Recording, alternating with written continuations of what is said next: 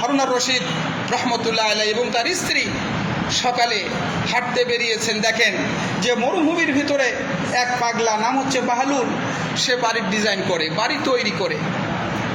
হারুন আর রশিদ পাগলাকে বললেন যে বাহলুল কি করো? এই তো জান্নাতের বাড়ি বানাই। জান্নাতের বাড়ি বানাও? যে হ্যাঁ, জান্নাতের বাড়ি বানাই এবং এগুলো বিক্রি করি।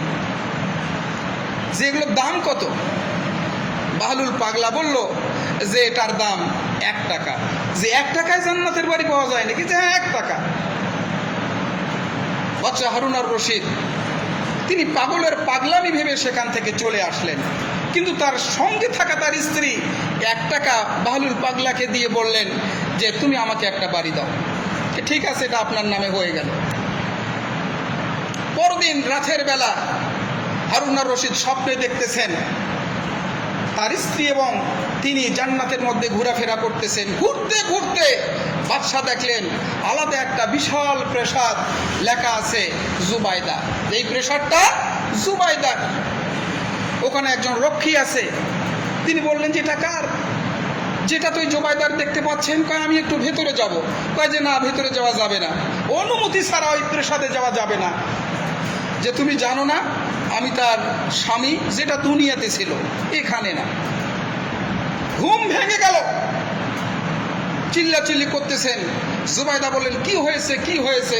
যে আর বলো না, সময় এখন কত, যে ফজরের কিছু বাকি আছে।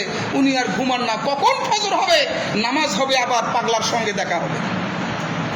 দুজনে বেরিয়েছেন, খুঁজতে খুঁজতে পাগলের আর দেখা পান না। পাগল মানুষ তো, আজকে গজঘণ্টায়, কালকে রংপুর শহরে, পরশুদিন দেখবেন যে বগুড়ায় চলে গেছে ঝুলতে ঝুলতে। এরকম না? এরকম কিনা বলেন?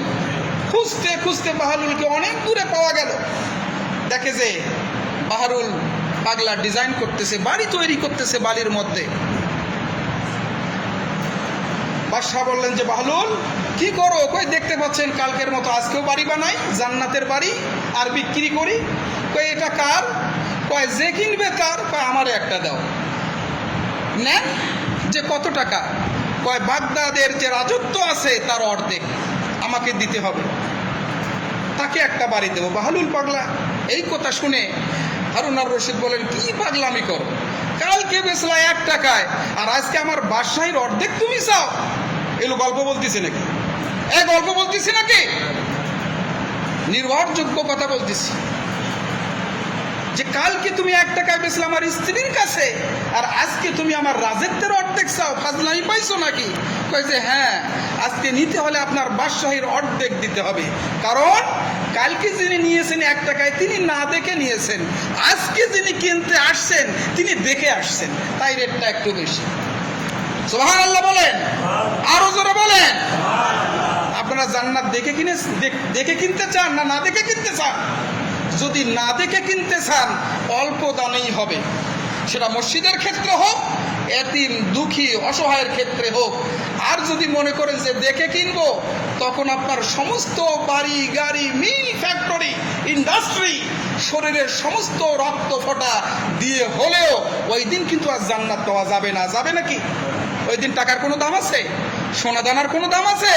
তাই ভাই আসুন, এই দুনিয়াটাকে পরকালের জন্য আমরা ফিক্সড ডিপোজিট করি। আমরা দুনিয়াতে বেঁচে থাকার জন্য ডিপোজিট করি কি না?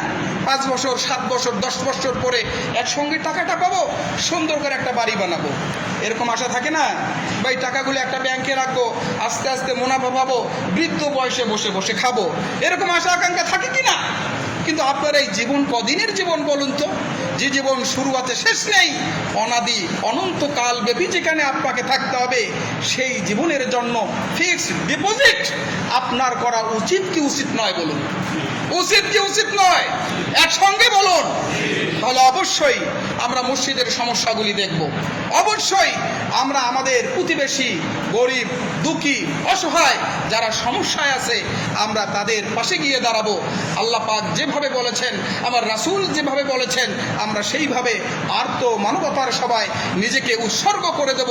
তাহলেই আল্লাহ পাক খুশি হয়ে জান্নাতে আমাদেরকে মহল দিয়ে দেবেন।